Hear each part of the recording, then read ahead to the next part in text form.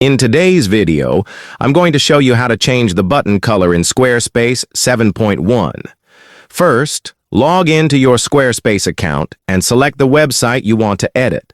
Once inside the editor, look at the left-hand menu and click on Design, then select Site Styles. From here, scroll down to find the Buttons section. This is where you can customize button styles for your entire site. Click on Colors, and you'll see options for background, text, and hover colors. Choose a color that matches your brand. You can use the built-in color picker or enter a hex code for precise control. After you've selected your new button colors, make sure to preview them across your site to ensure they look good on all pages and devices.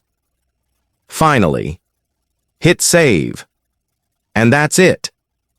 Your buttons now reflect your updated brand style. Thanks for watching, and don't forget to subscribe for more quick Squarespace tips.